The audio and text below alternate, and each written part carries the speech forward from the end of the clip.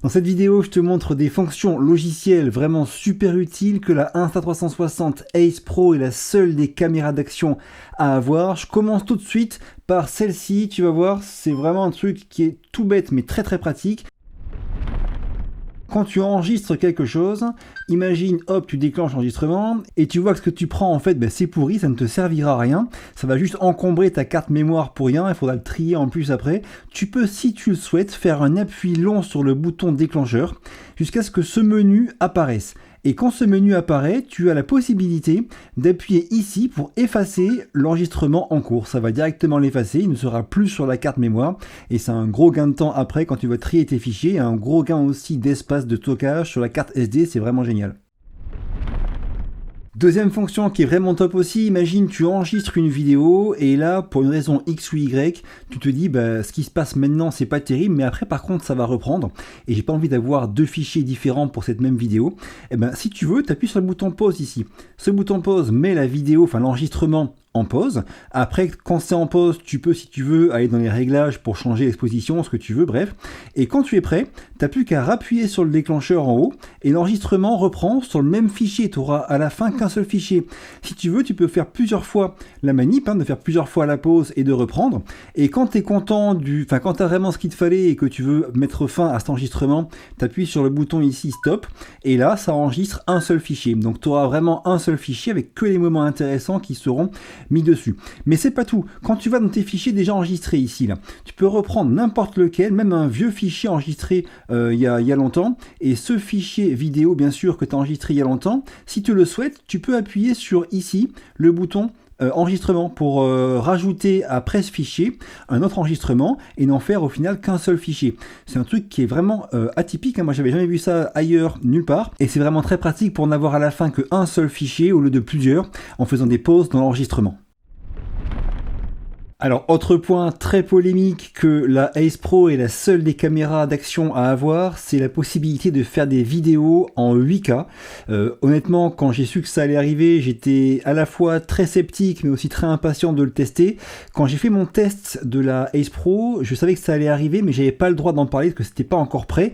C'est devenu disponible et opérationnel le jour où elle est sortie officiellement. Ce 8K, en fait, d'une part, c'est un truc qui prend de la place, qui ne fait pas surchauffer la caméra, sachez-le, mais qui n'est pas, on va dire, à utiliser tout le temps. Déjà, c'est limité aux 24 images par seconde. Il n'y a pas de 25, pas de 30, c'est que du 8K 24, point barre. Et le but, ça va être quoi pour les gens, on va dire, lambda? Ça va être de pouvoir, après, si on le souhaite, zoomer dans l'image, parce que quand on fait du 4K et qu'on zoome x2 avec la Ace Pro, on a un moins bon résultat que quand on fait directement du 8K à condition que les conditions de lumière soient bonnes. Je te montre ici à l'écran un exemple de vidéo filmée en 4K et de la même vidéo filmée en 8K et je vais aller zoomer dedans. Alors là j'ai vu trois choses. Première chose, c'est que on remarque déjà que l'image de gauche en 8K est beaucoup moins bruitée, granuleuse que l'image de droite en 4K et ce où qu'on regarde. Ça c'est un très bon point, on voit bien que c'est beaucoup plus net, précis à gauche qu'à droite. Le second point qui est aussi un bon point, c'est que cette netteté accrue, cette précision accrue ne se fait pas avec un lissage abusif. Parfois on voit dans des 8K que l'image est très très lissée, très numérisée, artificielle. Là c'est pas le cas, on garde une image qui est vraiment très correcte, sans lissage abusif.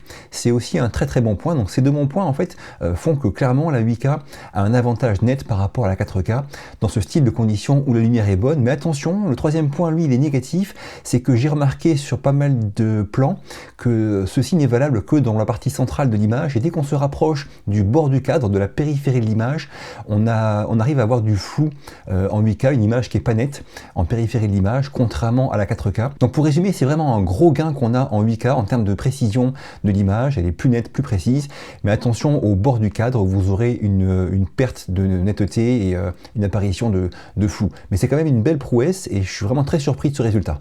Pour ceux qui se posent la question, oui, le 8K de la Ace Pro est légèrement plus net, plus précis que le 5,3K de la GoPro 12. Je sais pas comment ça va rendre sur YouTube, mais en tout cas, moi, sur mon grand écran, avec cette image-là, c'est flagrant. C'est plus net, plus précis sur l'image de la Ace Pro en 8K que sur celle de la GoPro 12 en 5,3K.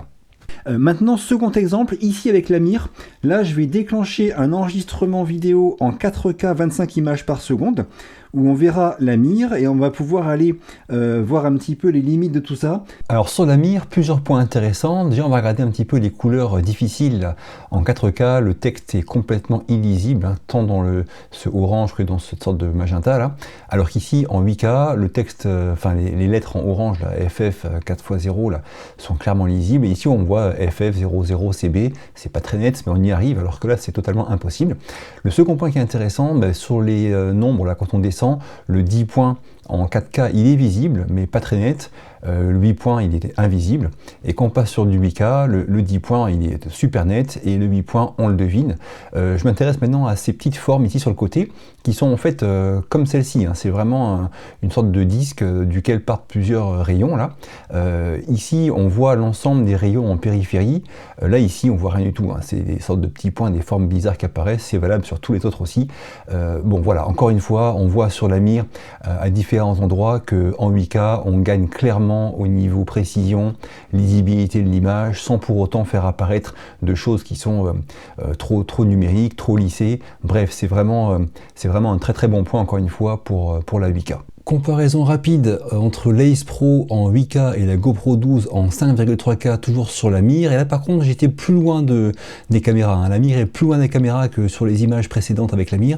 Et là, bon, il n'y a pas photo. Hein. Quand on regarde sur la GoPro 12, on voit le 20 points et on voit plus le 18 points. Hein. Pareil ici. Et sur la Ace Pro, on voit 20, 18, 16, 14. On voit un peu le 12 et après on s'arrête au 10. Et où qu'on regarde, c'est bien plus détaillé, net, précis sur la Ace Pro en 8K que sur la GoPro 12 en 5,3K. Alors après, bien sûr, concrètement, moi au quotidien, je m'en servirai pas trop parce que je n'ai aucun besoin. Hein. Le 4K me suffit largement pour à la fois pour YouTube, mais aussi pour Instagram, tout ça. La 8K, moi, ne me sert à rien, sauf peut-être ponctuellement quand je ne pourrais pas me rapprocher de quelque chose et que j'aurai le besoin par la suite de zoomer dedans. Mais je sais qu'il y a pas mal de gens, enfin, il y a des gens, des pros pour qui c'est intéressant. J'ai vu différentes vidéos pour ceux qui font de la VR, par exemple, qui sont très contents de cette 8K. Bon voilà, moi encore une fois, c'est pas mon domaine et ça ne me servira pas beaucoup. Mais c'est dispo et ça marche quand la lumière est bonne. C'est aussi un bon point de la Ace Pro par rapport à ses concurrentes. Le point suivant, moi il me plaît beaucoup et je sais que beaucoup d'entre vous seront aussi intéressés. Par exemple aujourd'hui, la GoPro 12 n'a plus de GPS intégré. Il n'est plus possible d'enrichir une vidéo qu'on aura prise avec par exemple la vitesse instantanée qu'on avait en courant ou en faisant de la moto. Cette Ace Pro n'a pas non plus de GPS intégré, mais il y a un partenariat qui a été signé entre Insta360, Garmin et Apple qui permet d'aller récupérer une activité qu'on aura faite et de prendre n'importe quelle donnée Garmin par exemple et de venir enrichir une vidéo prise avec la Ace Pro avec plusieurs points. Premier point, c'est que c'est maintenant disponible via l'application sur n'importe quelle des caméras de la gamme. Donc c'est possible avec une Go 3, avec une One RS, avec une X3 et avec une Ace Pro. Bref, n'importe quelle caméra Insta360 pourra faire ça via l'application. Second point, comment ça marche ? Déjà, avant de démarrer l'activité, il est conseillé de connecter la caméra à l'application smartphone pour avoir une bonne synchronisation au niveau du temps. Juste allumer la caméra, allumer le smartphone, connecter à l'application et elle va prendre comme ça, on va dire, le tempo, se synchroniser au niveau temps. Ensuite, bien sûr, avant de commencer l'activité, on va déclencher une activité qui correspond sur la montre Garmin ou sur une Apple Watch, de manière à ce que la montre connectée puisse enregistrer toutes les données GPS et cardio de l'activité. Et quand on aura fini l'activité, on pourra aller voir les vidéos enregistrées sur l'application. Et en bas, il y a un onglet qui s'appelle Stats. Statistiques. Forcément, quand on clique dessus, on peut se connecter soit à Garmin Connect, soit à Apple Health. Le but étant d'aller récupérer toutes les données cardio, calories, GPS, ce qu'on veut, de Garmin Connect ou de Apple, pour pouvoir les mettre en surimpression, en enrichissement en fait de la vidéo en question. Ça marche super bien. Il y a 3 modes d'affichage différents. Le mode normal, le mode sport, je crois, et puis l'autre mode futuriste, je sais plus comment il s'appelle. Enfin bref, ça marche bien, c'est sympa. Et moi, je sais qu'en course à pied ou en moto ou quoi que ce soit, j'aime bien avoir par exemple la vitesse qui s'affiche ou le cardio. Moi j'aime beaucoup ça et je sais que beaucoup d'entre vous aussi, ça marche très bien et c'est dispo sur toutes les caméras de la marque. Alors la Ace Pro a une puce qui est gravée en 5 nanomètres, ce qui se fait sur quasiment tous les smartphones maintenant et qui permet des choses au niveau traitement qui sont assez puissantes. L'une de ces choses, on en parle maintenant, c'est l'assistant IA moment fort. C'est une option qui s'active ou qui se désactive dans les menus en haut. Là maintenant je l'ai activé et en fait ça va automatiquement repérer quand vous filmez une vidéo des moments qui semblent pertinents, important pour la caméra, de manière après à pouvoir, quand vous allez voir la vidéo, directement repérer ces moments qui selon elle sont des moments forts de la vidéo. Le but c'est après de pouvoir traiter rapidement la vidéo pour aller directement à l'essentiel et voir sur une vidéo longue directement les choses qui sont sympas. On peut encore une fois l'enlever, et quand on le met, la caméra consomme plus de batterie et elle chauffe plus aussi, donc on peut l'enlever pour économiser un petit peu de tout ça. Et après concrètement ça se passe ici dans les vidéos qu'on aura enregistrées. Hop, les vidéos qui auront des moments forts qui auront été trouvés auront un petit drapeau marqué. Alors là je sais que j'en ai pas parce que j'ai fait plein de vidéos sans m'en servir, mais s'il n'y en a pas, on peut aussi à la main aller les mettre, c'est-à-dire que là je peux aller sur cette vidéo là, je vais faire par exemple, je la fais jouer, et si je vois un moment qui me paraît intéressant, là je vais avancer avec ça par exemple, je reviens, hop, ce moment là quand je reviens avec la planche, moi je l'aime bien, donc je vais venir ici appuyer sur le drapeau, et là on va pouvoir faire un appui long, aussi long qu'on veut en fait, pour dire que tout ce moment-là, c'est un moment fort. Jusqu'au moment où je pose la planche, hop, on va dire que c'est un moment qui est fort. Une fois que j'ai fait ça, j'ai un moment fort qui est là. Quand je passe dessus, je peux venir le supprimer ici si je souhaite, ou je peux continuer la vidéo, je scroll, jusqu'à trouver un autre moment qui me semble un moment qui est intéressant dans la vidéo. Par exemple, on va venir sur celui-ci, au hasard, hop, celui-là on va dire qu'il est bien. J'appuie sur le petit drapeau, je maintiens appuyé autant que je veux. Voilà, on va dire que ce moment-là aussi, c'est un moment qui est fort. Ainsi de suite, je pourrais en faire plusieurs comme ça. Et après, quand je suis prêt, je peux cliquer ici sur le bouton OK. Et je vois bien que j'ai maintenant créé deux moments forts qui sont un de 6,6 secondes, un de 5,9 secondes. Ensuite, ces moments forts, qu'est-ce que je peux faire? Je peux venir ici pour exporter. Et là, je peux faire un fichier qui va contenir uniquement ces deux moments forts. Je valide, et là j'ai ce menu qui apparaît. J'ai le choix entre séparer les clips, donc enregistrer en tant que plusieurs nouveaux fichiers, ou fusionner les clips, enregistrer comme nouveaux fichiers. Mettons qu'on voit celui-là par exemple, et là la caméra va pouvoir prendre ces deux moments, ces deux parties de la grosse vidéo initiale, et les fusionner en une seule vidéo.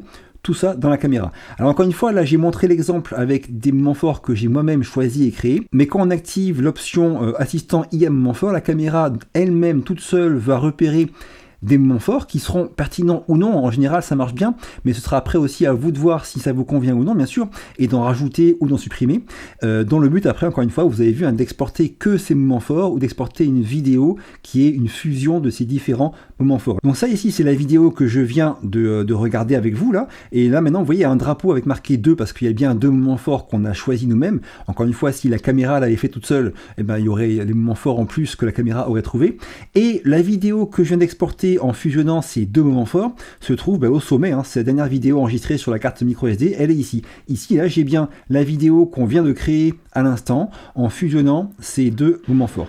Voilà un petit peu comment marche cette option moment fort, avec encore une fois la possibilité par l'IA d'en trouver en fait toute seule, à condition qu'on ait activé l'option dans les paramètres en haut. Enfin, dernière fonction dont je vous parle aujourd'hui, qui découle aussi de cette gravure de la puce en 5 nanomètres, c'est le mode pure vidéo, qui est un mode en fait qui est fait pour les conditions de lumière basses, que ce soit nuit ou presque nuit. Ce mode pure vidéo, en fait, il va en temps réel faire une réduction du bruit sur l'image. Ok, alors c'est parti. Là, il fait quasiment nuit, le soleil s'est couché il y a 20 bonnes minutes. Il y a des lampadaires qui sont allumés, donc on verra un petit peu comment on rend l'image de nuit avec ces trois caméras, la Ace Pro en mode pure vidéo bien sûr, la Osmo Action 4 avec le mode qui réduit un peu les mouvements, qui améliore en tout cas la stabilisation numérique de nuit, et puis la GoPro 12, les trois sont en mode linéaire en 25 images par seconde, et on verra un peu comment ça marche au niveau du rendu. Alors ça vous allez voir très vite, le mode pure vidéo il est assez bluffant sur la Ace Pro, parce que non seulement il préserve les basses lumières, en plus il n'y a pas de bruit contrairement à ce qu'on voit sur la Action 4 et sur la GoPro 12. Il y a aussi la stabilisation qui est nickel, comme s'il faisait jour quasiment, et enfin il y a une plage dynamique qui est vraiment importante, avec les hautes lumières qui restent propres.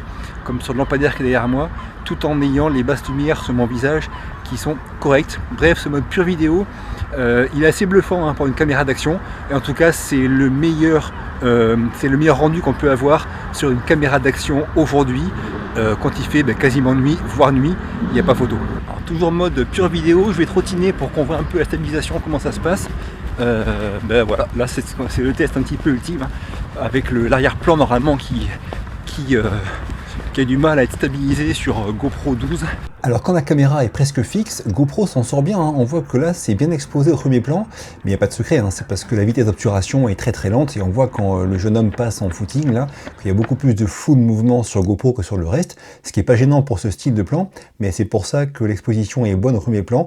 Et après pour le reste, le ciel chez DJI a un peu de bruit dans le ciel, et au milieu, celle de la Ace Pro d'image, elle est nickel. Tout est nickel, il n'y a pas de bruit dans le ciel, les couleurs sont belles, c'est précis, c'est net, c'est un bon exemple.